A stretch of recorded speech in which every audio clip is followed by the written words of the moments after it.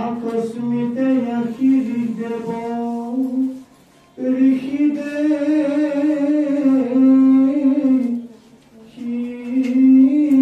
শিলন্ত পন্থদল জান্ত ইন্দে ক্ষতি কান্দি যাই ইন্দ কবুলিলা বাক্য দেবৰী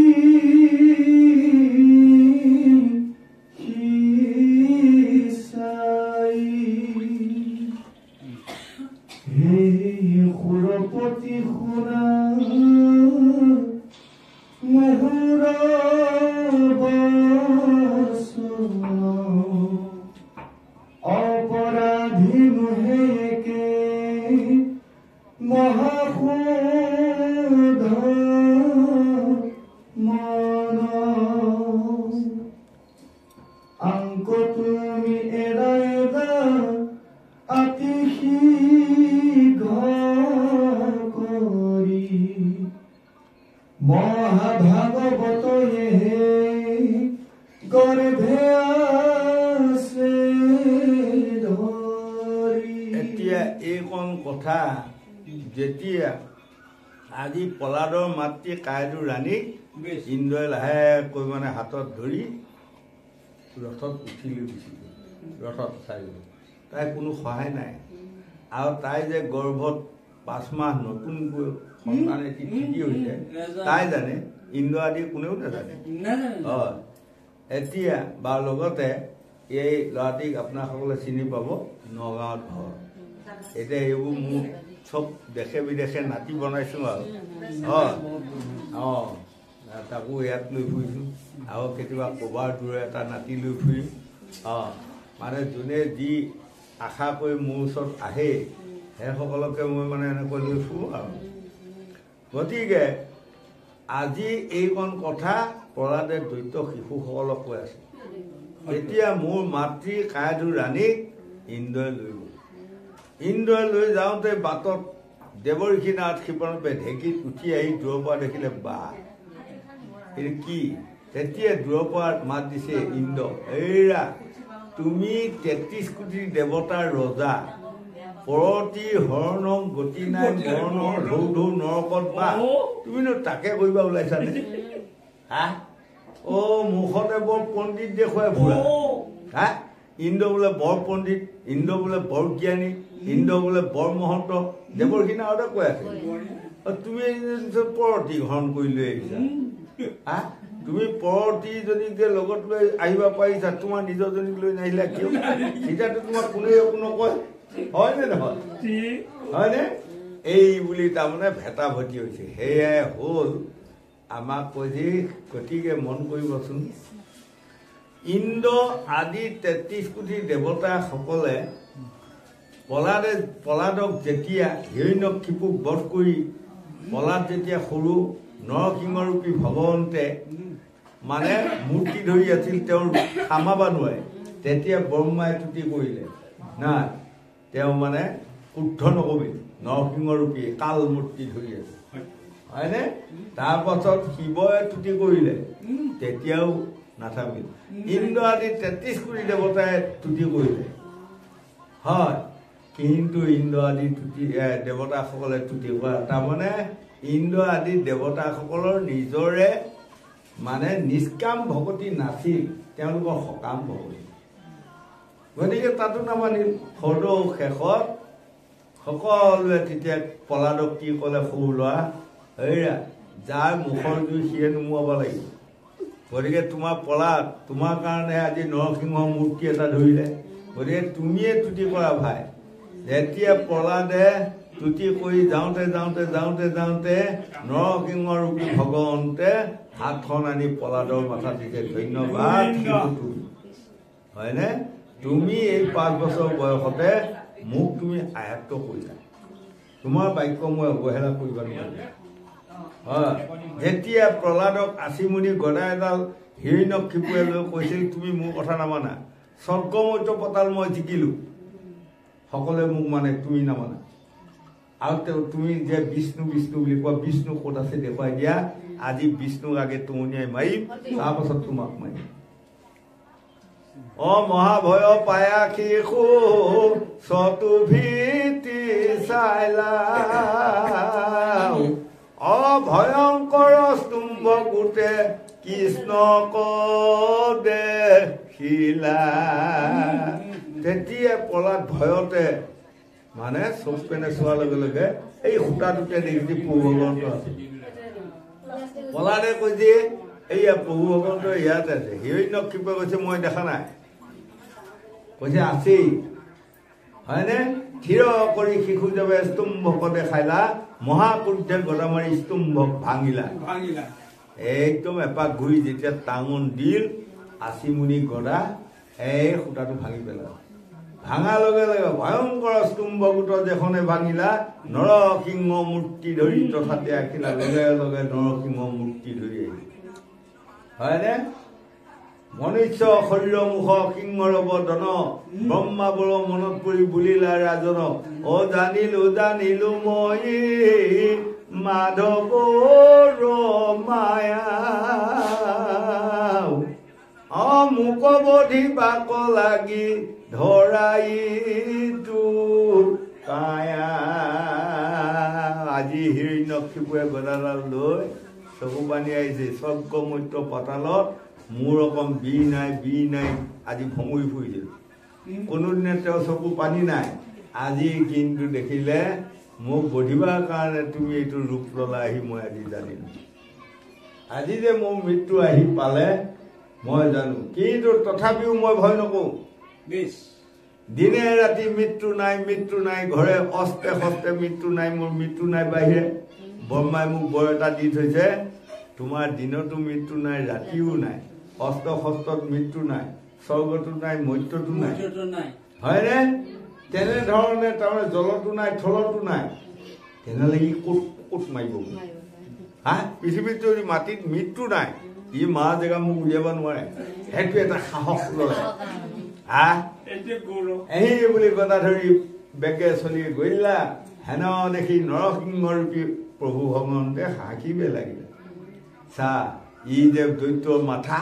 সি বুজিয়ে পোৱা নাই হয় প্ৰভু ভগৱন্তে দেখিলে ৰবাচোন ঘৰতো মৃত্যু নাই বাহিৰতো নাই তেনেহ'লে দুটা ঘৰৰ মাজত পানী বচাখিনিতে ধৰি লোৱা হওক হয়নে দিনতো মৃত্যু নাই ৰাতিও নাই তেনেহ'লে বেলিও বহক এন্ধাও নহওক নহয় হেৰি কি কয় অস্ত হস্তত মৃত্যু নাই তেনেহ'লে বুঢ়া আঙুলি দুইটা নখ জাঠি মতন বনাই লোৱা হওক নহয়নে বাৰু স্বৰ্গতো নাই মৰ্ত্যতো নাই তেনেহ'লে মোৰ উৰততে বহুৱাই লোৱা হওক ইয়াক দেখিছেনে গতিকে আমাক দেখুৱালে আমি যিমানে পইণ্ট নিদিওঁ সেই পইণ্টক সকলোকে নাশ কৰিব পৰা ক্ষমতা ভগৱন্ত আছে হয়নে আমি সাধাৰণ মনুষ্য হৈ আজি এই কথাখিনি প্ৰহ্লাদ চৰিত্ৰত আমাক বুজাইছে কি জানে এইখিনিয়ে হ'ল মহাভাগৱতৰ ধৰ্ম এইকণ কথা মানি যদি যিসকলে এই মাথাটো প্ৰভু ভগৱন্তৰ ওচৰত ভকতৰ ওচৰত ভকতনীৰ ওচৰত যদি মাথাটো দুৱাব পাৰে তেনেহ'লে তেওঁকহে প্ৰভু ভগৱন্তে আকুলি ল'ব আজি এতিয়া মন কৰক আজি বহুত দিনৰ আগৰ পৰা এই গোসাঁনীয়ে বহুত মানে মোক ফোনত কথা বতৰাই আছে মই কৈছোঁ মোৰ সময় নাই মই এভৰি নিমন্ত্ৰণ প্ৰায় নাৰাখোঁ তাই নাই তেখেতৰ আহ্বান ক্ৰমে মই আহিলোঁ কিন্তু আজি আহি মোৰ ইমান ডাঙৰ লাভ হৈছে তেখেতৰ আহ্বানত আহি যে আপোনাসকলৰ নিচিনা বৰ্জ গোপীসকলৰ নিচিনা আই মাতৃসকল ভকত বৈষ্ণৱসকলৰ পাও ধৰি মাথাত লোৱা সুবিধা এটা পালোঁ আহি হয়নে এতিয়া এইসকল ভকতে যদি মোক ভাল পায় সেৱকী ভকতনীয়ে যদি মোক ভাল পায় ভগৱন্তে মোক এনেই ভাল পাব দেৱৰ্ষি নাৰদে প্ৰভু ভগৱন্তক সুধিছিলে আপুনি কাক ভাল পায় কওকচোন তেতিয়া প্ৰভু ভগৱন্তে কৈছে দেৱৰ্ষি নাৰদেও বহুত কথা সুধি থাকাহি মই কাক ভাল পাওঁ জানা ভকতে ভাল পাই যাক মই ভাল পাওঁ তাক তেনেহ'লে মন কৰোঁ এতিয়া ভগৱান আছে সঁচা আপোনাৰসকল ভকতে যদি মোক ভাল পায় তেহে তেওঁ ভাল পাব আৰু যদি আপোনাৰসকলে মোক বেয়া পায় তেনেহ'লে ভগৱন্তৰ ওচৰত যদি মই লেও সেও খাই যদি ভাল পাওক কৰি থাকোঁ ভাল নাপাব গতিকে 1 নম্বৰতে উঠি অহা ল'ৰা ছোৱালী যুৱক যুৱতী প্ৰজন্মসকল ভকত বৈষ্ণৱে বেয়া পোৱা কাম আমি কোনোদিনে কৰিব নাপায় ভকত বৈষ্ণৱ ভকতনীসকলে ভাল পোৱা আমি কাম কৰি যাওঁ 10জনৰ পৰা 10টা যেতিয়া আহিব ভাল সেইজনে ইহকালে পৰকালে গতি পাব আৰু 10জনৰ পৰা যদি কোনোবা এজন মানুহ বেয়া শব্দটো আহে সেইজনৰ কল্যাণ নহ'ব শাস্ত্ৰ ভাগৱতে আমাক বুজাইছে গতিকে ল'ৰা ছোৱালীসকলে কাৰো অন্যায় নকৰিবা অহংকাৰ নকৰিবা অনীতি নকৰিবা কাকো অন্তৰত আঘাত নিদিবা তেনেহ'লে আপুনি বুকু ভিন্দাই ক'ব পাৰিব মই য'তে যাম ত'তে শান্তি পাম আৰু মই যদি যাকে তাকে অন্তৰত আঘাত দুখ দি ফুৰা হয় তেনেহ'লে মই এখন পৃথিৱীত শান্তি দোকানখন ক'ত আছে মই বিচাৰি উলিয়াব নোৱাৰিম বুলি ভাগৱতে আমাক সকীয়াই দি আছে গোবিন্দ গুৰুজনা অকণমান অনুৰোধ যে নাৰদৰ বিষয়ে অকণমান জন্ম বৃত্তান্তটো মই অকণমান জানিব বিচাৰিছোঁ আপোনাৰ মুখে যে নাৰদে কোনটো কল্পত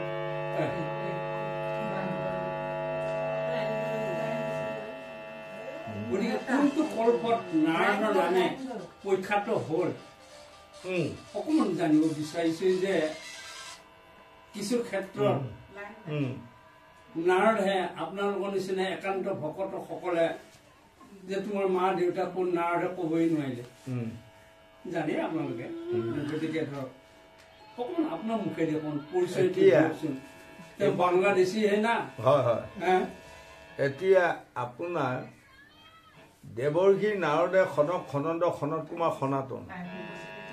4জন ব্ৰহ্মাৰ মানস পুত্ৰ 4জনক কৈছিলে কলি ধৰ্ম ভাগৱতৰ ধৰ্ম কথাখিনি মোক কওকচোন তেতিয়া সনত কুমাৰে কৈছিলে হেৰা দেৱৰ্ষি নাৰদ তুমি চব জানা তথাপিও যে মোক সুধিলা কাৰণটো কি জানা তাৰমানে মই যদি কৈ দিম এইকণ কথা যেতিয়া মৈত্যত বিৰাজমান হৈ যাব সকলোৱে জানি যাব তদু আমাৰ গোসাঁই এইকণ কথা জানেই বঢ়িয়াকে তথাপি কিয় মোক কৈ আছে জানে তাৰমানে আপোনাসকলেও যাতে কথাখিনি কওঁতে জানি লওক ধন্যবাদ এইসকলে মোৰ গুৰু হয়নে যিসকলে আমাক পৰামৰ্শ দি ফুৰিব আমি গোটেই ঘূৰি আছো দিনে ৰাতিয়ে যিসকলে পৰামৰ্শ দিব সেইসকল আমাৰ গুৰু এতিয়া দেৱৰ্ষি নাৰদ আগৰ সত্য যুগত তেওঁ এজন নাৰদ আছিল নহয় দেৱৰ্ষি নাৰদে আছিল তেতিয়াও তাৰ পাছত আপোনাৰ এনেকুৱা এটা জোঁট লাগি গ'ল যেতিয়া জোঁট লগা মানে তেওঁলোকে কৈলাশত ব্ৰহ্মা বিষ্ণু মহেশ আদি কৰি সৰস্বতী লক্ষীৰ পৰা আদি কৰি সকলোৱে বহি এই যে আলোচনা কৰি আছিল এই পৃথিৱীখন বা কেতিয়া ধ্বংস হ'ব আকৌ নতুন পৃথিৱী সৰ্জন কৰিব লাগিব এইবোৰ আলোচনা কৰি আছিল তেতিয়া কিন্তু সেই সময় লক্ষী নাই পাৰ্বতী আছিল লক্ষী নাই লক্ষীয়ে গম নাপালে সেইবেলা দেৱৰ্ষি নাৰদে গৈ লক্ষীয়াক লগাই দিলে যে এটা কথা লক্ষীয়াই তোমাক মানুহ বুলি কোনেও গণ্য নকৰে যোৱা আজি সকলোৱে যায় কৈলাশত কি ধুনীয়া মিটিং পাতি হয়নে সৰস্বতীকো ধুনীয়া আসন দি আছে পাৰ্বতীকো ধুনীয়া আসন দি আছে তোমাক নাই নে ইমান ভাল নাপায় নেকি তোমাক যে নকলেই নিনিলেই খং উঠি নাৰদৰ কথাতে তেওঁ মানে এই যে আমাৰ কয় এই 4 বেদ চুৰ কৰা অসুৰটো বুজিছে নাই এই দৈত্যটোক জন্ম দিয়ালে হয় দৈত্য জন্ম দিয়ালে জন্ম দিয়াৰ পাছত হয় দৈত্যই লক্ষীয়ে ক'লে লক্ষী মোৰ মাতৃ তুমি কোৱা যি কৰিব লাগে তাকে কৰিবি তেতিয়া ক'লে ব্ৰহ্মা বিষ্ণু মহেশে যি কৰ্ম কৰিব সেই কৰ্মত তুমি বাধা দি ফুৰিব লাগে তাৰপাছত লগে লগে যাবা ওলাল আকৌ অকণমান ঘূৰি আহি পেলাই ক'লে এটা কথা নহয় মোক যেতিয়া জন্ম দিলে মই এতিয়া একদম হৃষ্টপুষ্ট ডেকা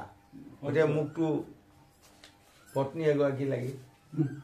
তেতিয়া লগে লগে লক্ষীয়াই ক'লে মোক এৰি পেলাই যেতিয়া সৰস্বতীয়ে যায় তাত যেতিয়া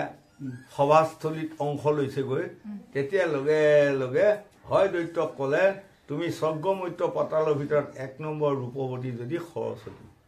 তুমি যাই সৰস্বতীক বিয়া কৰা হে হয় দৈত্যই তেতিয়া গুচি গ'ল গৈ যায় মানে সৰস্বতীয়ে যেতিয়া গম পালে আহি আছে মোক এইটো কৰিবা লগে লগে একেবাৰে দেখাত কুৎসিত ৰূপ এটা লৈ মানে পূজা মোজা পৰি এনেকৈ আছে আৰু কৈছে সৰস্বতী কাৰ নাম কৈছে মোৰ নাম মোৰ নাম মই এতিয়া গাভৰু হৈ এনেকুৱা মোৰ স্বামী নাই কাৰণ মোৰ এই কুৎসিত ৰূপটো দেখি কোনেও বিয়া নাপাতে গতিকে আপুনি যদি বিয়া পাতে মই ধন্যবাদ দিম কৈছে ইমান কুৎসিত এজনী মই বিয়া কৰিম লক্ষীয়াই কৈ পঠিয়াইছে ৩ তুলকৰ ভিতৰত তুমিয়ে ৰূপৱতী কৈছে লক্ষীয়ে মিছাই কৈছে তাইহে ৩ তুলকৰ ভিতৰত ৰূপৱতী হয় নেকি তেনেহ'লে মই যাম এতিয়া লক্ষী ওচৰত আকৌ ঘূৰি যাই লক্ষীৰ ওচৰত ক'লে মই তোমাক বিয়া কৰিম কৈছে মই তোমাৰ মাতৃ কৈছে মই দৈত্য জাতি মাতৃ ছাত্ৰী প্ৰশ্ন নাই চবকে বিয়া কৰিব পাৰোঁ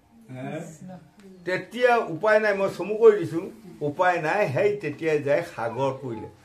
বিষ্ণুৰ ওচৰত গ'ল বিষ্ণুৱে ক'লে উপায় নাই আমিও ৰাখিব নোৱাৰোঁ তুমি সাগৰতে সোমোৱা তেতিয়া সাগৰত সোমাই গ'ল হয়নে বাৰু তাৰ পাছত ভগৱানে কেনেকৈ তাক বধ কৰিলে কি কৰিলে মই বাৰু সেইপিনে নাযাওঁ হয়নে তেতিয়া এই ব্ৰহ্মাই যে ইমানটো পৃথিৱীত যত লগালে দেৱৰ্ষি নাৰদে গতিকে দেৱৰ্ষি নাৰদক খাপ দিলে তুমি সদায়তো কৈ থাকা মই জীৱনত বৈৰাগী মই ক'তো বিয়া নকৰিম গতিকে তোমাক মই আজি খাপ দিলোঁ তুমি গন্ধৰ্ব লোকত যাই ১০০জনী নাই বিয়া কৰিব লাগে খাপ দিলে নহয় আৰু তেতিয়া দেৱৰ্ষি নাৰদক ক্ৰোধান্বিত হ'ল পিতৃ তুমি নিজৰ পিতৃ হৈ পুত্ৰক খাপ দিলা গতিকে ময়ো পুত্ৰ হৈ পিতৃক আজি খাপ দিলোঁ কলিত কোনো মনুষ্যসকলে ব্ৰহ্মাৰ পূজা নকৰিব হয়নে এতিয়া শিৱ পূজা কিমান কৰে বিষ্ণু পূজা কিমান কৰে ব্ৰহ্ম পূজা কৰা শুনিছে জানো ক'ৰবাত যদি কোনোবাই কয় আমি নাজানো কিন্তু শাস্ত্ৰই কৈছে নাই এইয়াল খাপা খাপি লাগিতো উপায় নাই ব্ৰহ্মা খাপত আৰু সি যায় গন্ধৰ্বস্থলীত জন্ম ল'লে হয়নে জন্ম লওঁতে তেওঁ গন্ধৰ্ব গায়ন হ'লে বিয়া বাৰু কিমান কৰিলে বাৰু হয় নিজৰ বিয়া কোৱা স্বামী পত্নী বাহিৰেও অন্য পত্নীক বেয়া চকুৱে যেতিয়া চোৱাৰ লগে লগে চিত্ত গন্ধৰ্বই পাই পেলাই আকৌ তাক খাপ দিলে চালা তই একদম মৈত্ৰা দাসী পুত্ৰ হৈ জন্ম ল'বি তাৰ পাছত আহি সেইবাৰ কি হ'ল এতিয়া ঘৰে ঘৰে যে কাম কৰি ফুৰা মাইকী মানুহবিলাককে দাসী বুলি কোৱা হয় চাকৰণী মানে আগতে চাকৰণী বুলি কয় এতিয়া চাকৰণী শব্দটো উঠাই দিছে শুনিবা বেয়া যে নহয় দাসী সেই দাসী এজনী গৰ্ভত জন্ম লৈ তাৰ পাছতে বাপেকো মৰিলে মাকে মানে এঘৰত কাম কৰে আৰু সি অকণমান ল'ৰা পোৱালি আৰু তাতে যায় ভাত পানী খাই আৰু থাকে হয়নে যাওঁতে সেই বামুণৰ ঘৰত 4জন ঋষি 4 মাহৰ কাৰণে আছিল থাকি চব বেদ শাস্ত্ৰ সদায় পঢ়ি শুনি থাকে তাতে মানে সেই 5 বছৰ বয়সৰ পোৱালিটোৱে মানে ঋষিসকলৰ এই আমুকটো আন এই তহুকটো আন এইবিলাক পাচনি ৰাচনি কৰি ফুৰা বুলি কয় হয়নে তাৰপাছত আপোনাৰ গোটেইকেইটাই চাহ খালে খোৱাৰ পাছত লৈ যোৱা কাপগিলাচ তুমি হাৰি পেলাই লৈ গ'ল যাই পেলাই মানুহ আৰু হৈ ইটো কণ সিটো কণ কাপত যে ৰৈ যায় চবখিনি খায় তেনেকৈ খাওঁতে তাৰ পুণ্য আহি গৈছে দেখিছে ভকতৰ এৰা খোৱাৰ কাৰণে পুণ্য আহি গ'ল যাই যেতিয়া এই ঋষি 4জনৰ পাছে পাছে গৈছে আৰু মোক নেৰিব আৰু আপোনালোকৰ মুখত ভগৱানৰ নাম শুনি বঢ়িয়া লাগিছে আৰু অকণমান ল'ৰা তাৰপিছত এই 4জন মুনিয়ে মূৰত ধৰি আশীৰ্বাদ দিলে তুমি পুণ্যকাৰী হোৱা তোমাৰ কণ্ঠত ভাগৱত হওক হেন তেন এতিয়া যোৱা তুমি অকণমান ঈশ্বৰৰ নাম ল'বা বুলি মানে কৈ পেলাই গুচি গ'লগৈ ঘূৰি আহি পোৱাৰ লগে লগে মাকক খাপে খাই মাৰিলে মাইল যেতিয়া সিটো অকলীয়া হ'ল এতিয়া তাক কোনে পুহিব কোনে খুৱাব আগতে মাকে কাম কৰে তাৰ ঘৰতে ভাত কেইটামান খায় এই তেতিয়া সি কান্দি কান্দি ক'ৰবাত মৰিমগৈ বুলি গৈ গৈ গৈ গৈ বনৰ মাজত কেৱল এই যে চাৰিজনে শিকাই দিলে কৃষ্ণ কৃষ্ণ নাম লোৱা এই কৃষ্ণ কৃষ্ণকে বুলি কান্দি কান্দি কান্দি কান্দি ফুৰি ফুৰিছে যোৱাৰ লগে লগে লগে লগে সৰু পাৰ পাই মানে দুগুৰি কান্দি কান্দি আছে থাওঁতে থাওঁতে এন্ধাৰ হৈ গ'ল সেই সময়ত আকাশবাণী উঠিছে হেৰা তুমি এইটো জন্মত মোক নাপাবা তুমি এইটো জন্মত দেহ ত্যাগ কৰি তুমি ব্ৰহ্মাৰ মানস পুত্ৰ হবা পৰৰ জন্মত তোমাৰ আকৌ নাৰদ নাম হ'ব দেৱৰ্ষি নাৰদ তুমি তিনি তুলিকৈ ঘূৰি ফুৰিবা এই আকাশবাণী শুনি সিহে সৌগত পৰিব পৰি পেলাই মৃত্যু হ'ল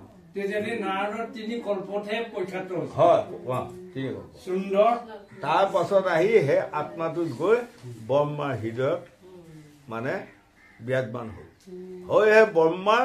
মানস পুত্ৰ 2 নম্বৰ মানস পুত্ৰ প্ৰথম ব্ৰহ্মাৰ মানস পুত্ৰ হ'ল খনক খনন্দ সনত কুমাৰ সনাতন 2 নম্বৰ মানস পুত্ৰ হ'ল দেৱৰ্ষি নাৰদ হয়নে গতিকে সেই পূৰ্ব জন্মৰ যে পুণ্য ফল তাৰ কাৰণে এইটো জন্মত তেওঁ অনাবত নাৰায়ণ নাৰায়ণ বুলি কৈ চিঞৰি ফুৰা সেইকণ সুবিধা পায় হয় 1 2 নম্বৰতে এতিয়া আমি যে এইটো জীৱনত আজি 13 বছৰ বয়সৰ পৰা কেৱল নাম গাই ফুৰিছোঁ আজি ভাগৱত গাই ফুৰিছোঁ এয়াও এইটো জন্ম নহয় কোনোবা জন্মত ক'ৰবাত এটি পুণ্যৰ টোপোলা আমি পাইছিলোঁ নহয়নে তাৰ কাৰণে আজি মন কৰকচোন আপোনাসকলক আজি মই পাইছোঁ আহি পাই পেলাইতো আপোনাসকলৰ প্ৰতি মোৰ কিমান ভক্তি আহিছে মই সমান নাজানিম বাৰু আপোনালোকে হয়তো জানিব হয় কিমান মোৰ ভকতি আহিছে এই সকলৰ কাৰণে চাওক এখন ভাগৱতত আপোনালোকে যে আহি বহি আছে আপোনালোকে যদি নাথাকে আমিনো কাক লৈ গাইছোঁ নহয়নে এতিয়া আমাৰ কিমান কম হৃদয়ত ভকতি আহে ক'ৰবাত ক'ৰবাত সমাজত মানে ভিতৰত তলতে খুন্দা মাৰি থাকে আইসকলৰ বা বোপাইসকলৰ বিলৈ দেখি আমাৰ বাক্যকেইটা শুনিবৰ কাৰণে আছে হয় আমি যেনিবা পুৰুষ মানুহ আমি ৰাখিব পাৰোঁ তলত কান্দোনৰ খুন্দা এটা মাৰিলেও আমি তাক ৰাখিব পৰা ক্ষমতা আছে কিন্তু আইসকলে নোৱাৰে ৰাখিব আহিব মুখ মেলি দিব লাগিব হয়নে বাৰু গতিকে দেৱৰ্ষি নাৰদৰ এই 3টা জন্মৰ কাহিনী কোৱা হ'ল আৰু ঘোষাত মাধৱদেৱে লিখিছে পৰৰ জন্ম পুণ্য আছে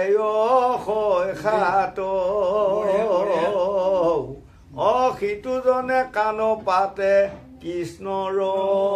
কথাত যাৰ পূৰ্বজন্ম পুণ্য নাই সি কৃষ্ণৰ কথা কাণ দিব পৰা ক্ষমতা তাৰ নাই প্ৰমাণ কৰিলো মাত্ৰ ভাগৱতলৈ হয়নে গতিকে আপোনাৰ সকলো পৰজন্ম পুণ্য ফল আছে আমাৰো পৰজন্ম পুণ্য ফল থকাৰ কাৰণেহে আমাক লগ খুৱাই দিছে এনেই আমাক কেতিয়াও লগ খুৱাই নিদিলে হয় গোবিন্দ যাওঁ গোবিন্দ ভাল লাগিছে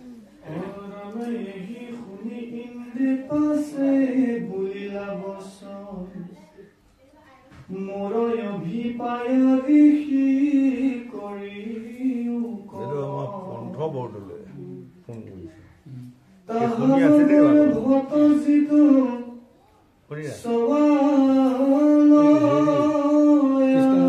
কৃষ্ণ মন্দিৰ মহাবলবন্ত ইয়াতি হইবে কদুৰ্জয় বঢ়িয়া ইটো উপজিয়া দেৱ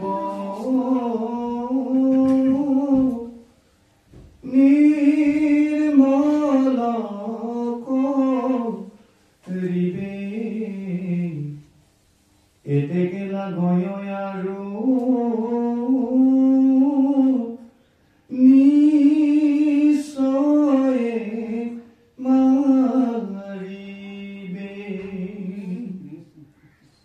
আহানগৰ ভৰ পৰা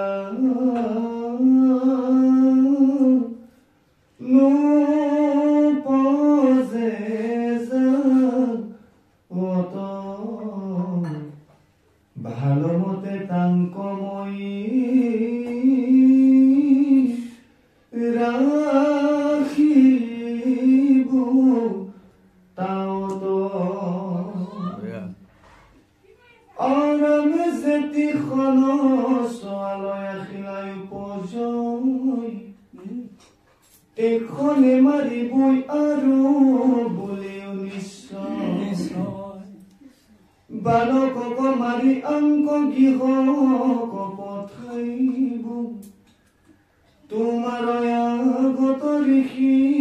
নিশ্চয় কহিব। এতিয়া আজি দেখিছে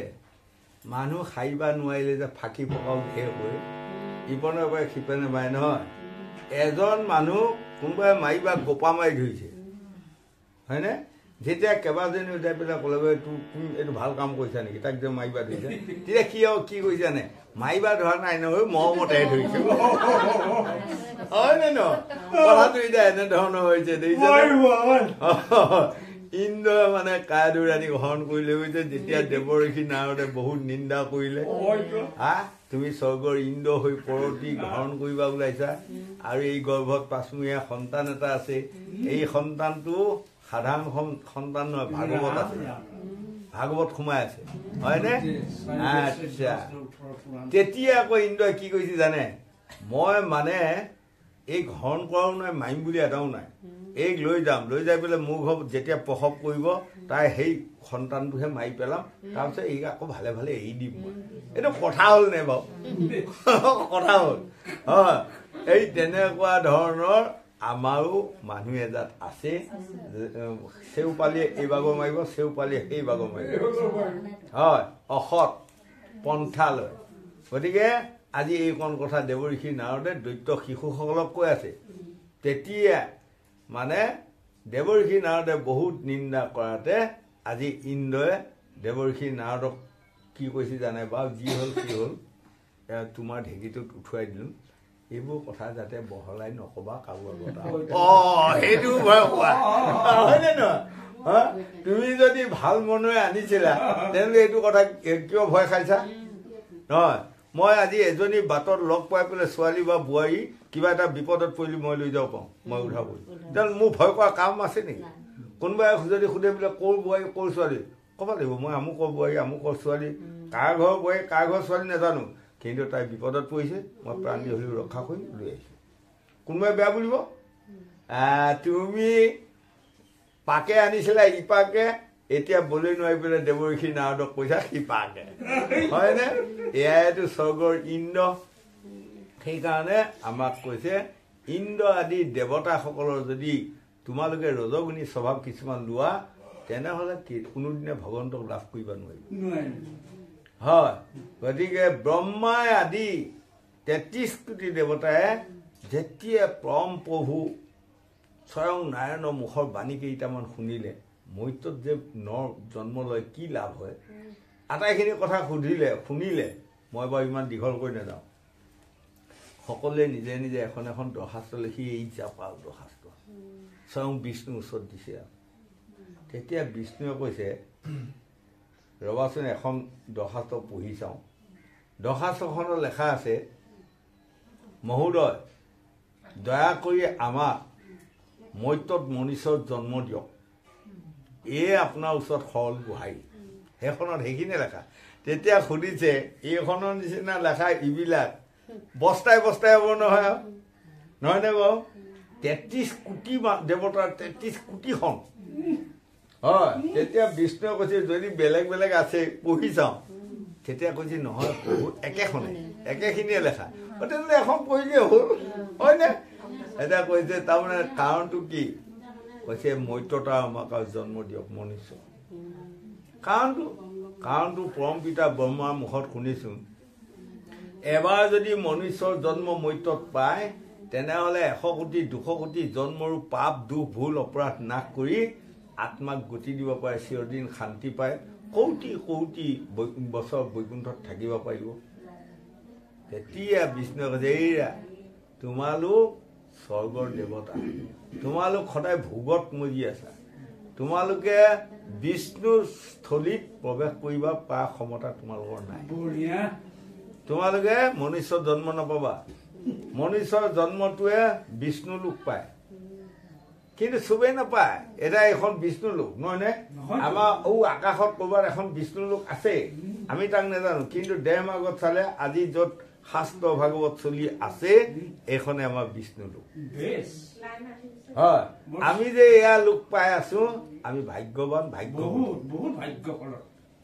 হয় এতিয়া কতোৱে কিন্তু এনেধৰণৰ বিষ্ণুপুৰ দেখা নাই মই বহুত দূৰৰ ভাগৱত এখনৰ কথা কৈছোঁ বহুত দূৰৰ উজানিপনা ভাগৱত এখনৰ কথা কৈছোঁ তাৰ পাছত ধৰি লওক ইয়াত ভাগৱত গাওঁ ইয়াৰ পৰা আমুকত গাওঁ তেনেকৈ মই যাই নহয় এতিয়া ইয়াৰ পৰা যি মাহ প্ৰসাদ যিটো দিলে মইতো কেনেকৈ ভাল হ'ব মইতো ঘৰকৈ নাযাওঁ নহ'ব তাৰ পাছতে আমাৰ এই গোসাঁনীহঁতৰ নিচিনা দুগৰাকী বৈ একেঘৰে ভাই ককায়েকৰ ঘৈণীয়ে কাৰণ দুগৰাকী আছে সিহঁতে মাতিলে চাহ খাব সিহঁতৰ ঠাইতে চাহ তাহ খাই পেলাই বোৱাৰী দুজনীক মানে কোনো আইহঁতক এয়া মাহ প্ৰসাদ লওঁ ফল মূল সেনেকৈ দেউতাই মোক মই নালাগে মোক কাৰণ মই আজিও ঘৰত নাযাওঁ কালিও নাযাওঁ তেতিয়া বোৱাৰী দুজনীয়ে কৈছে দেউতা যহতে আজি মাহ প্ৰসাদ খাব পাৰোঁ মই আমাৰ ঘৰ কোনেও নামাতিও ক'তো নাযায়ো আমাৰ ইয়াৰ মাহ প্ৰসাদ আমি দেখাই নাপাওঁ হয় আমাৰ আই বোপাই ঘৰত থকা কালত আমাৰ বোপাইহঁতে সদায় সকামে নিকামে যায় মায়েও সকামে নিকামে যায় মাহ প্ৰসাদৰ টোপোলা আনি আমি ইমান খাওঁ ভাল পাওঁ ইয়াত এইখন ঘৰ গোপনে কৈছিলে খাৱে খুব একে নুশুনাই কৈছে এইখন ঘৰ কোনেও নামাতি হা গতিকে কেতিয়াবা ককা ইপিনে আহিলে নহয় মানে মাহ প্ৰসাদ অকণ দি যাব এতিয়া মই সেইবাৰ পৰা যাবাই পোৱা নাই সেইটো ছাইডত গ'লে মোৰ মনত পৰি আছে বোৱাৰীকেইজনীক কেতিয়াবা আকৌ মাহ প্ৰসাদৰ টোপোলা দিওঁ আমি ঢেৰ পাওঁ হয়নে বাৰু কিন্তু এতিয়া আমাৰ গোসাঁই মই গৈছোঁ এটা জেগাত ভাগৱত গাইছোঁ তাতো এসোপা পাইছোঁ আৰু কৃষ্ণ মন্দিৰত অহাৰ দিনত আপোনাৰ মোৰ টোপোলা 4টা পাইছোঁ 4গৰাকী বোৱাৰী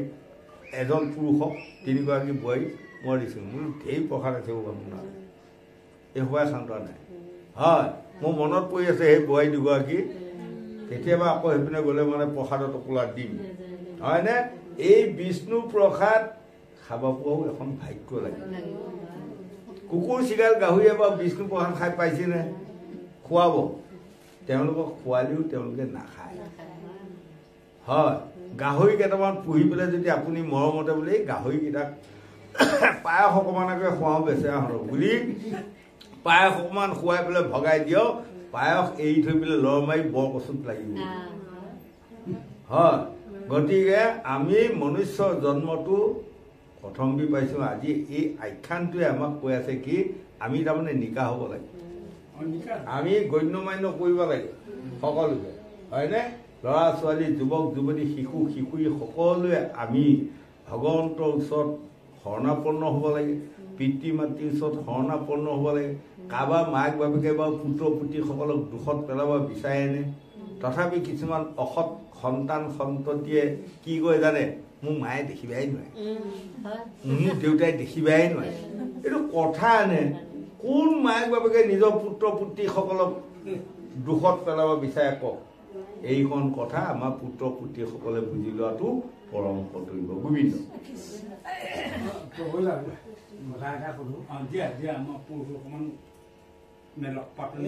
দেৱতাসকলৰ বাপেক কাশ্যপ মুনি দৈত্যসকলৰ বাপেক কাশ্যপ মুনি কিন্তু মাক বেলেগ বেলেগ সিহঁতে হ'ল অদিতিৰ সন্তান দেৱতাসকল আৰু অসুৰসকল বা দৈত্যসকল হ'ল দ্বিতীয় সন্তান কিন্তু দেৱতাসকল দৈত্যসকলতকৈ ডাঙৰ আছিল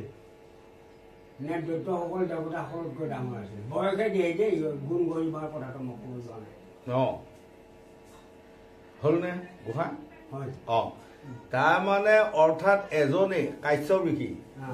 ঋষিয়ে দক্ষ ৰজাৰ জীয়েক হ'ল দিতি আৰু অদিতি দুগৰাকী বিয়া কৰিলে বিয়া কৰাৰ পাছত দিতি ডাঙৰ কিন্তু হয় অদিতি সৰু আছিল কিন্তু অদিতি গৰ্ভত এই 33 কোটি দেৱতাৰ জন্ম পাইছে জন্ম হ'ল বহুত দিন গ'ল যোৱাৰ পাছত মানে দিতি দিনে ৰাতিয়ে মানে শান্তি নাই যিমানে বাই ভনী নহওক সতিনী হ'ল নহয় কোঠাম্বিত হ'ল এতিয়া আপোনালোকে মন কৰিব শতকৰা 2-এগৰাকী ক'ৰবাত পাব ভাল তাৰ বাহিৰে 98গৰাকীয়ে নিজৰ যিমানে বাই ভনীয়েক নহওক যদি একে ভাই ককায়েকলৈকে যায় এটা স্বামীলৈকে যদি যায় তেনেহ'লে সিহঁতে ক্ৰোধান্বিত হয় তেতিয়া এই মানে এনেকুৱা মানে লাগিছে অদিতি এই যে ইন্দ্ৰাদি দেৱতাসকল ল'ৰা মাৰি ফুৰা হৈ গ'ল নে নাই ফুৰা হৈ মানে চলি থাকে আৰু সতীনীয়েকৰ ল'ৰা সিহঁতে যাই বোলে বা আমুক এটা আমাৰ এতিয়াও মন কৰিবচোন কোনোবা যদি খা সতীনী ল'ৰাবিলাকে বৰ ধুনীয়াকৈ মাকক মাতি গৈ তেতিয়া কি ক'ব হেনতেন চাব মুখৰ মোচনবিলাক কি আহে হয়নে তেতিয়া মানে এনেকুৱা মানে দ্বিতীয় লাগিছে মই এনেকুৱা সন্তান জন্ম দিওঁ যাতে এইসোপাক নাশ কৰিব পাৰে মানে এই ভাগম এইসোপাক হয় সেই কাল সন্ধিয়া সময়ত গৈ কাৰ্য বিশেষ কৈছে তুমি মোক প্ৰেম আলিংগন দিয়া মোৰ গৰ্ভত সন্তান দিয়া আৰু এনেকুৱা সন্তান লাগিব যাতে মোৰ সতিনী সন্তান সোপাক যাতে পদে পদে দুখ দিব পাৰে যাতনা দিব হয়নে আৰু সেই সময় কাৰ্য বিশেষে কৈছিল সেই দেৱী তুমি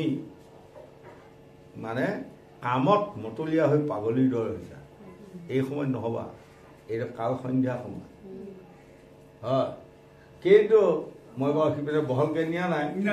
সদৌ শেষত মানে দ্বিতীয় এনেকুৱা পাগলামী হ'ল ঋষি বাচিব নোৱাৰি তেওঁ গৰ্ভত বীৰ্যদান কৰিব তেতিয়া আপুনি যে মোৰ গৰ্ভত বীৰ্যদান কৰিলে কি সন্তান হ'ব আপুনিতো তপস্বী ঋষি কওক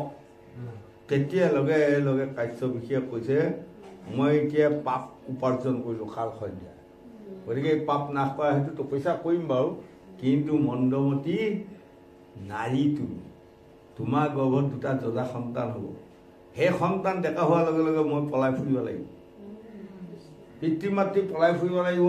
সাধু গুৰু বৈষ্ণৱ ভকতসকল পলাই ফুৰিব লাগিব হয়নে সেয়া হ'ল হিৰণ্যক্ষিপৰ হিৰণ্যাক্ষ গতিকে এতিয়া এই মোৰ যে গায়স্থ ধৰ্ম গ্ৰন্থখন মই লৈ আহিছোঁ কাৰোবাক লাগিলে ল'ব পাৰিব সেইখনত এইবোৰ কথা চব পাব গতিকে আমি নাৰী পুৰুষে কেনেধৰণে পৰিপাটিকৈ চলিলে আমাৰ সতী সন্তানবোৰ গুণী জ্ঞানী পণ্ডিত হয় পাব আৰু কেনে পৰ্যায়ত চলিলে যে অসৎ সন্তান কিছুমান জন্ম লৈ পিতৃ মাতৃক নামানি কৰে হয়নে এতিয়া কোনোবা পিতৃ মাতৃক লৈ যায় কোনোবা পুত্ৰসকলে বৃদ্ধাশ্ৰমত থৈ গ'ল কিন্তু অকলে পুত্ৰসকলে দায়ী নহয় শাস্ত্ৰমতে পিতৃ মাতৃৰ গাতো দায়ী আছে তেওঁলোকে ভাল তিথি ভাল নক্ষত্ৰত সতী সন্তান জন্ম থিতি কৰিব পৰা নাই হয়নে গতিকে আমি তিনিটাক লৈ জন্ম এটা হ'ল পূবৰ জন্ম লিখন নজাই খণ্ডন কাৰো শক্তি আছে তাক কৰিবে মোচন পূবৰ মানে ভাগ্যমতে আহি আছে হয় আৰু এটা হ'ল পিতৃ মাতৃ মোৰ আই বোপাই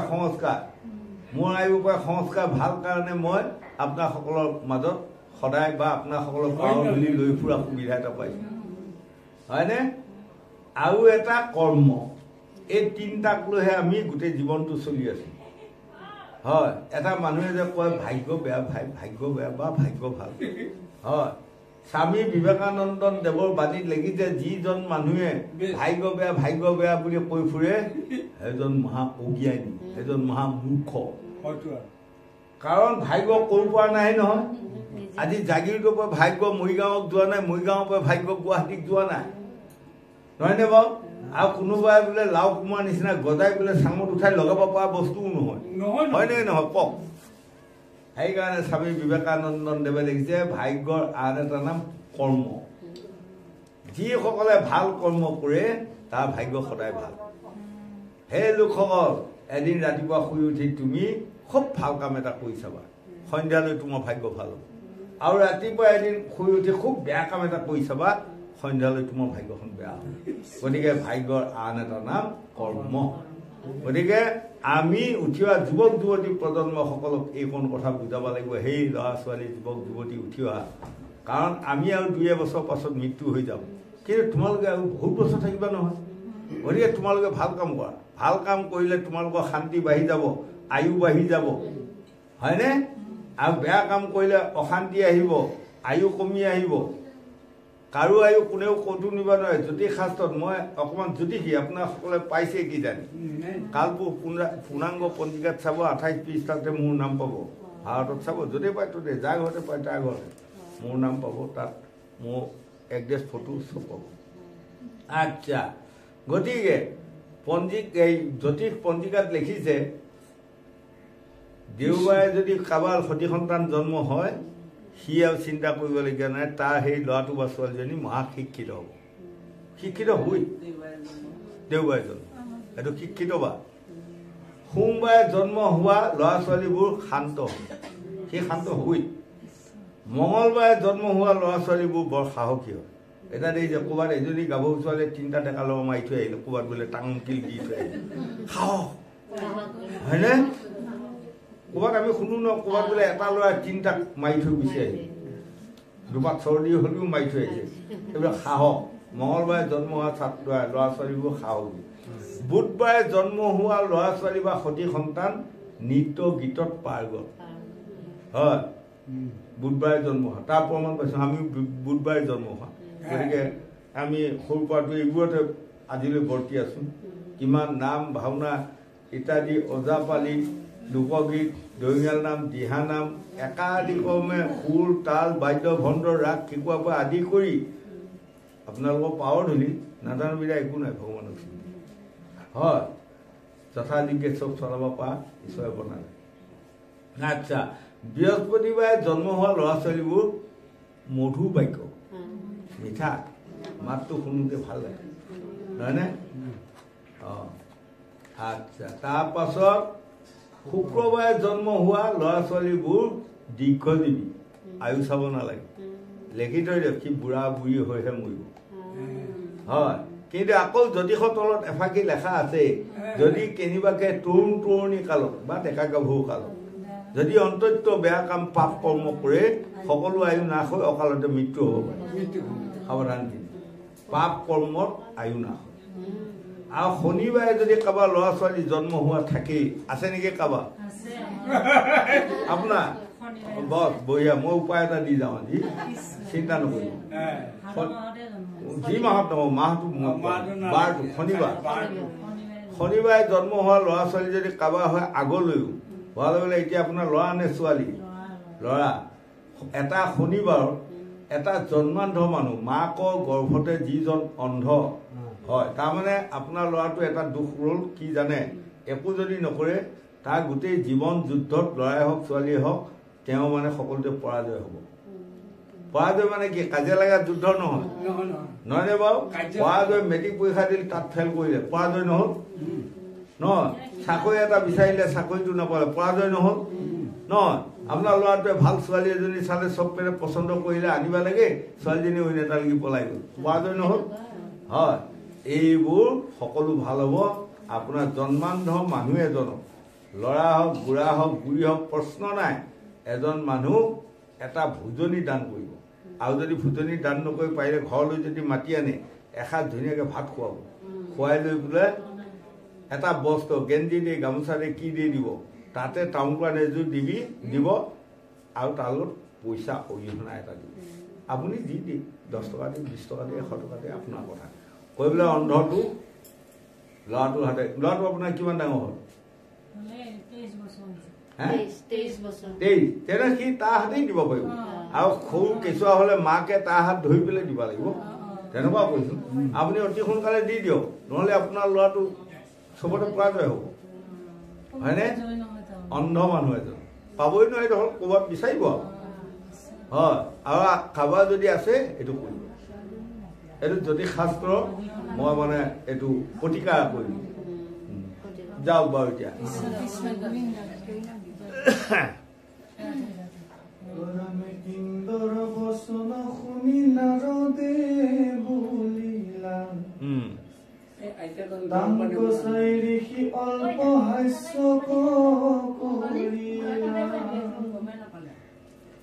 পৰম নিষ্পাপয়ে হে মহাভাগত অনন্তৰয় অনুচয় মহাবলৱন্ত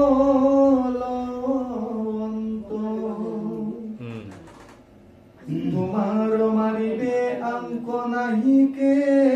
সকতি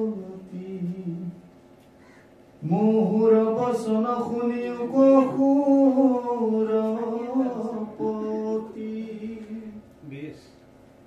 সমস্ত জগতে মাৰিবা যদি চাৱে তথাপিতো নযায় মাৰ শৰীৰ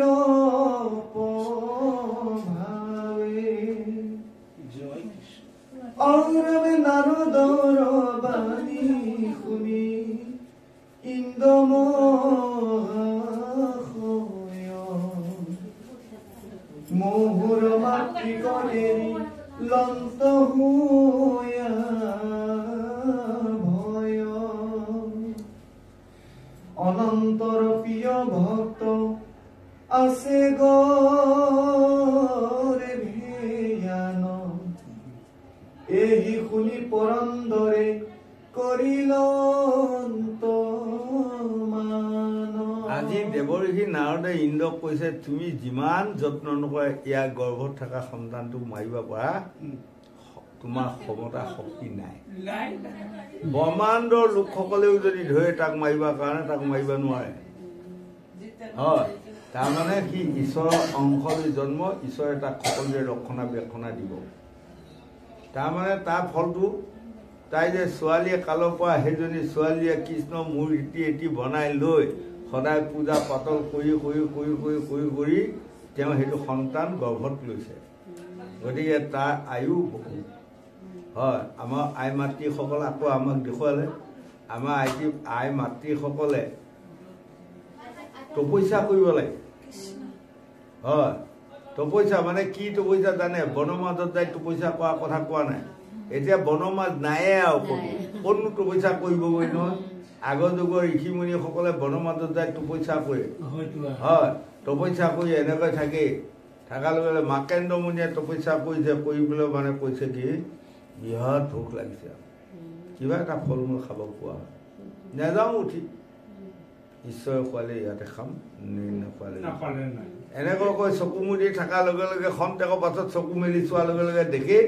এইপিনে মানে এই পকা পকা আপেল এইপিনে পকা পকা আঙুৰ কিছুমান ওলমি এনেকৈ আছে হয় তাৰপাছত ধুমাধুম খাইছে আৰু বেচাৰ খাই লৈ এতিয়া পানী খাব মন গ'ল খুব পানী খাব মন গৈছে নেযাওঁ ক'তো উঠি পানী পিয়াসত মৰি গ'লেও নেযাওঁ যদি ভগৱান খুৱাই খাম নোখোৱাই খন্তেক পাছত চকু মেলি চোৱাৰ লগে লগে দেখি একদম সেইটো হ্ৰদ এতিয়া যে মাকেন্দ্ৰ মুনি হ্ৰদ যিসকলে জগন্নাথক গ'লে স্নান কৰি সেইটো হ্ৰদ বাহ কি ধুনীয়া পানী ধুমাধুম আৰু কাজুলি মাৰি মাৰি খাইছে যেনে ঈশ্বৰৰ দয়া তপস্যাৰ সমতা তাৰমানে তেওঁ কাৰো অন্যায় কৰা নাই তপস্যা কৰিছে গতিকে আমাৰ এতিয়া যুগত আপেল আঙুৰ বনৰীয়াকৈ পায় এতিয়া যুগত যদি তাকে দেখি আমি কোনোবাই বনৰ মাজত তপস্যা কৰিব যাওঁ মৰিব লাগিব খাব লাগিব হয়নে গতিকে আমি বনৰ মাজত যাব নালাগে ঘৰতে তপস্যা কৰা কোনটো তপস্যা জানা মই কাৰো অন্যায় নকৰিম ইও এটা তপস্যা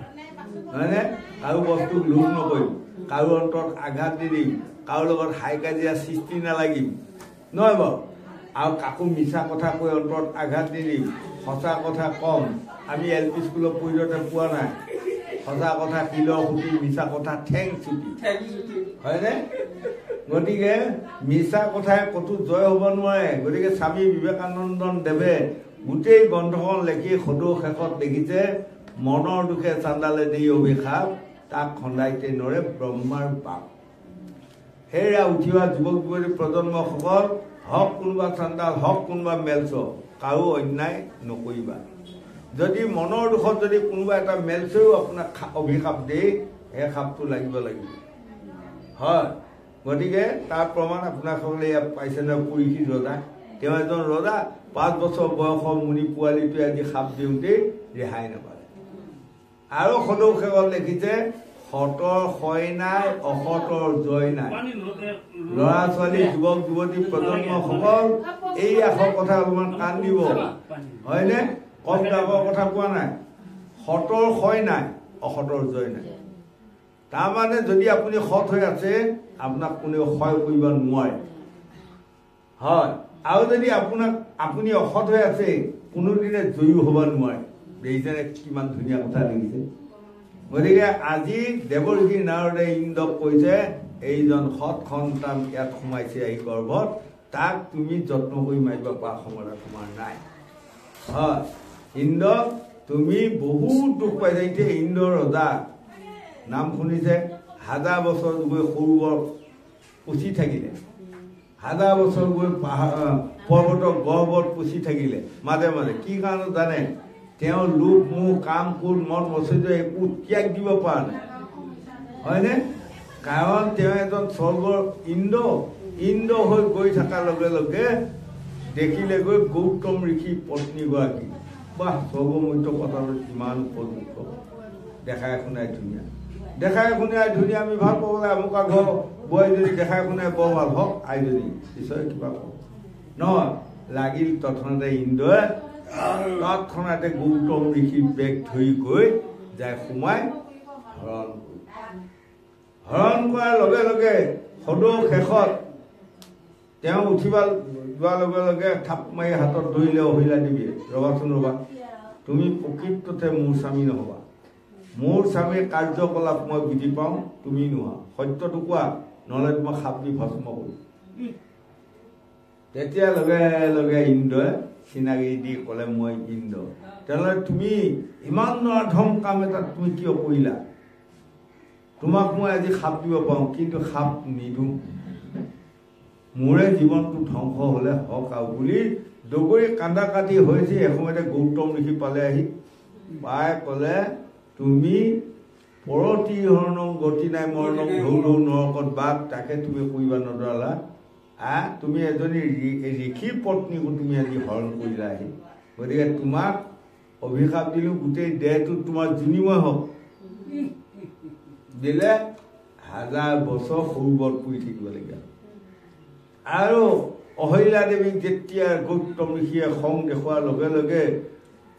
পাৱত পৰি মানে দৌৰি কান্দিছে মই নাজানো মই আপুনিয়ে বুলি ভাবিছোঁ স্বামী ৰূপ ধৰি আহি দে মোৰ গাত দুখ নাই বোলে দুখ নাই নহয় পৰৰ স্বামীৰ লগত তুমি যেতিয়া লীলা কৰিলা তোমাক খাপ দিলোঁ তুমি শিলা হৈ যোৱা এই তেতিয়া অহিলা দেৱীয়ে গৌতম ঋষি পাৱত পৰি দৌৰি কান্দিছে এই ৰাম কান্দন্ত অহিলা সতী অশোকা কুল হৈয়াৱতী কান্দে দেৱী ঋষিৰ চৰণে নজানি কৰিলো পাপ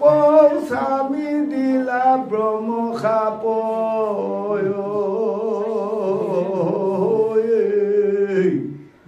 অমুক্তি মূৰ হয় কত দি নাই স্বামী এই পাপটো মই জানিবলৈ পৰা নাই মই নাজানিহে এইটো পাপ কৰিলোঁ আৰু এতিয়া যে আপুনি সাপ দিলে এই মোৰ মুক্তি কেতিয়া হ'ব তাৰমানে যুগে যুগে মুক্তি নহয় আৰু হয়নে এহি বুলি অহিলা দেৱী কান্দিব লাগিলা হেন দেখি গৌতম ঋষি দয়া উপজিলা যেতিখনে দশৰথ ঘৰে নাম অৱতাৰ হইব ৰাক্ষস মাৰিব লাগি বনত ভমিব যেতিখনে ৰামে আখি খিলাই দিব ভৰি সেই দিনা মুক্তি পাইবা নিষ্ট কৰি আৰু যেই দিনা হন্তে তুমি মুক্তি পাইবা পুনৰাই সেই দিনা মুখ স্বামী পাবা হয়নে এয়া বাৰু তুমি ইমান কান্দিছা মই দুখ মোৰ গাত ভুল মই তোমাক অভিশাপ দি ভুল কৰিলোঁ কাৰণ তোমাৰ গাত দুখ নাছিল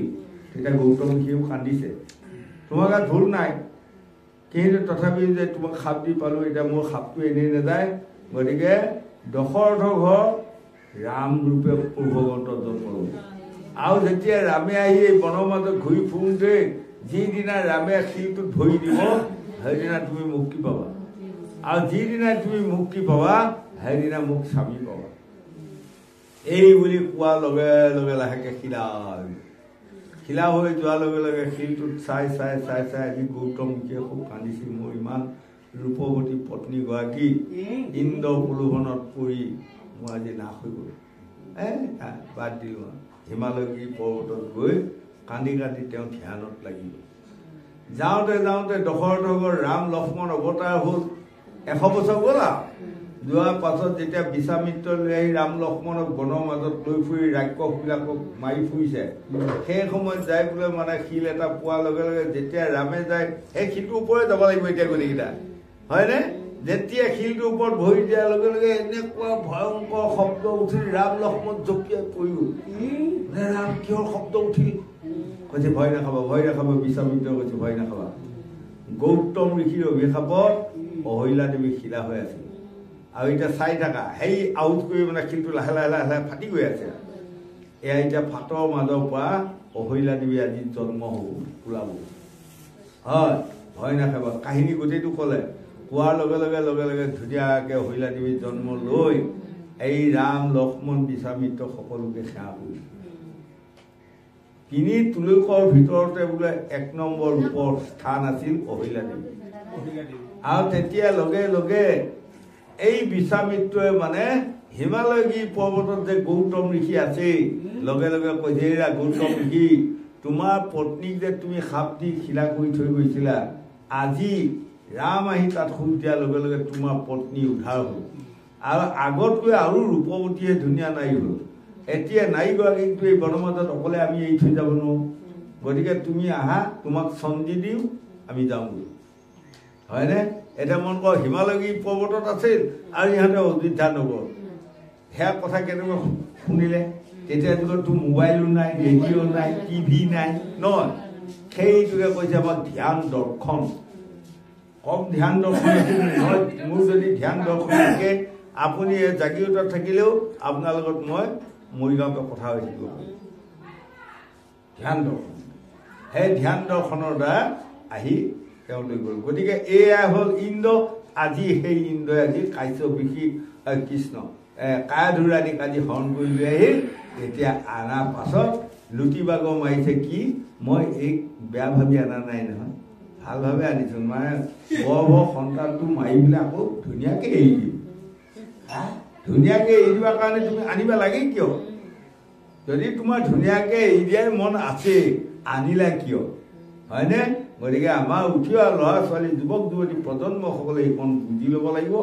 আজি ইন্দ্ৰ হ'লেও ৰেহাই নাপালে দেখিছে 1000 বছৰ যায় হিমাই পৰ্বতৰ সৰুবৰত যায় পুচি থাকিবলগীয়া হ'ল হয়নে পাপে বাপকো নে বেয়া কাম আমি ত্যাগ দিব লাগিব ভাল কামত অগ্ৰাধিকাৰ দিব লাগিব সাধু সদন ভকত বৈষ্ণৱে ভাল পোৱা কৰ্মবোৰ যেতিয়া আমি কৰি যাম আমাৰ আয়ু বাঢ়িব শান্তি বাঢ়িব সুখ বাঢ়িব গতিকে ল'ৰা ছোৱালীসকলে চিৰদিন শান্তি পাব এইকণ কথা ভাগৱতে বুজোৱা মানে আমিও আপোনাসকলক আগবঢ়াই দি আছোঁ গোবিন্দ অকণমান ঠাইতে উত্তৰটো দিব আৰু কওক এই যে হিৰণ্যাক্ষ উঠিবলৈ তপস্যালৈ গ'ল 100 বছৰ তপস্যা কৰিলে এই প্ৰহ্লাদে কয়াধুৰ গৰ্ভত অৰ্থাৎ মাকৰ গৰ্ভত প্ৰকৃততে 100 বছৰ আছিলে নেকি আৰু যদি 100 বছৰ আছিলে জন্মৰ পিছততো 105 বছৰ হ'ব তেখেতৰ এতিয়া এইটো কথা গোসাঁই আজি মন কৰিব দেই এতিয়া মানে কায়াধুৰ ৰাণীয়ে সদায় এই গৰ্ভত 5 মাহ সন্তানৰ গৰ্ভৰ পৰা দেৱৰ্ষি নাৰদৰ আশ্ৰমত থকা হ'ল দেৱৰ্ষি নাৰদে কৈছে তুমি আজিৰ পৰা মোৰ জীয়ে মই তোমাৰ বাপে হয়নে তুমি কেইটামান ৰান্ধিবা মোকো দিবা তুমিও খাবা আমি দুয়ো থাকিম আশ্ৰমত আৰু গধূলিপৰত সন্ধিয়া সময়ত আশ্ৰমখন চাফা চুফা কৰি ধূপ বন্তি জ্বলাই দিলে তাৰপিছত দেৱৰ্ষি নাৰদে বহি 4 বেদ 14 শাস্ত্ৰ 18 পুৰাণৰ কথা কৈ আছে কায়াধুৰ ৰাণী বহি আটাইকণ শুনি আছে গৈ গৈ গৈ গৈ শেষত দেৱৰ্ষি নাৰদে ক'লে ইমানতে ৰাখিলোঁ আৰু ভাত এমুঠি যোগাৰ কৰা বছ যোগাৰ কৰি খালে দেখিছেনে যাওঁতে যাওঁতে যেতিয়া তেওঁ সন্তান জন্ম হ'বৰ সময় হ'ল তেতিয়া কায়াধুৰ ৰাণীয়ে কৈছে মই চাওঁতে চাওঁতে 10 মাহ হ'বই এতিয়া যদি 10 মাহ হয় মোৰ সন্তান জন্ম হয় ৰাজ্যও নাই স্বামীও নাই স্বামীও বনৰ মাজত তপস্যাত আছেগৈ নহয় বাৰু মোক যদি স্বামীয়ে পাছত আহি পেলাই অভিশাপ কৰে তোমাৰ ইয়াৰ পুত্ৰ মোৰ নহয় কাৰোবাৰ পুত্ৰ মই ক'ত মই ভাবিলা হয়নে এই বুলি যেতিয়া দেৱঋষি নাৰদৰ পাৱত পৰিলে তেতিয়া দেৱঋষি নাৰদে কায়াদুৰাণী মাথাত ধৰি বৰ এটা দিলে তোমাক মই বৰ দিলোঁ তোমাৰ স্বামী যোনদিনা আহি তোমাক ওচৰ পাব সেইদিনাই তোমাৰ সন্তানটো জন্ম নিৰাপদে থাকিবা তুমি চিন্তা নকৰিবা হয়নে এতিয়া 1000 বছৰ তপস্যা কৰি আহি তেওঁৰ ৰাজ্যখন লণ্ড ভণ্ড হ'ল তেতিয়া নাই তেতিয়া লিখিবলগীয়া সোধে মোৰ পৰিবাৰ মোৰ পত্নী কাহিনী ক'ত তেতিয়া কৈছে নাৰদৰ আশ্ৰমত আছে লগে লগে নাৰদৰ আশ্ৰমত সোমাবৰ কাৰণে পদূলিত হিৰণ্যকশিপু উপস্থিত হোৱাৰ লগে লগে ইয়াত মানে কোহা কোহা কোহা কোহা কৰি কেঁচুৱা কান্দিছে কেঁচুৱা জন্ম লৈ হয়নে হয় তেতিয়া চোৱা চিন্তা দ্ৰব্যবোৰ বামুণৰ দ্বাৰা চোৱা চিন্তা কৰি তাৰ নাম পলাত বস্তুটো সেইটো এতিয়া সিদিনা আৰু এজনে কৈছে 100 বছৰ 100 বছৰ 100 বছৰ নহয় 1000 বছৰ কায়াদুৰাণী গৰ্ভত আছে হয়নে গতিকে এইটো নাৰদৰ বৰত তেওঁ শান্তিৰে ৰাখিব পাৰিছে অৰ্থাৎ 8 মাহ গৰ্ভত থাকোঁতে যিটো মাকসকলে যান্ত্ৰণা পায় দেৱঋষি নাৰদে দিয়া আশীৰ্বাদটোত সেইকণ যান্ত্ৰণাও নাই ইমান শান্তি আছিল বস্তুটোৱে যাওক নমস্কাৰ কৰিলন্ত মাতৃৰ চৰণী ফুটাই দে আৰু স্বৰ্গ কৈলন্ত লৰি হুইয়া ৰংগমণি তাত পাছে মুহুৰমা ত্ৰিকদেৱঋষি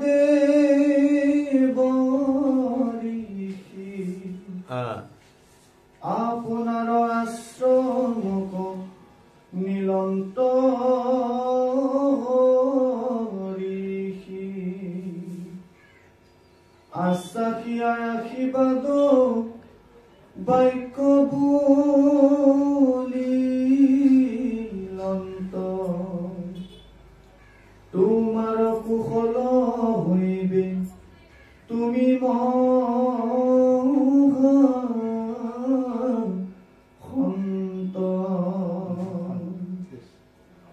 তোমাৰ স্বামীয়ে যাৱে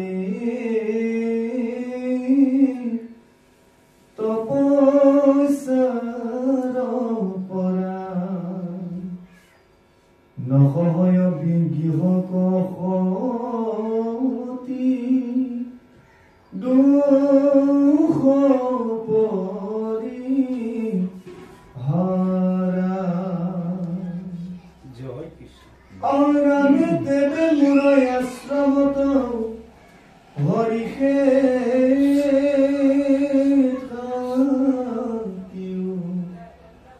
মোহৰ বাইকক সতি মনক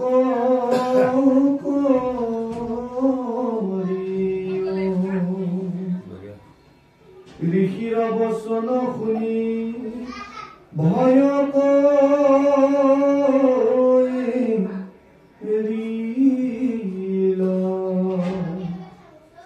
আনন্দে থাকিয়া মাৱে ঋষি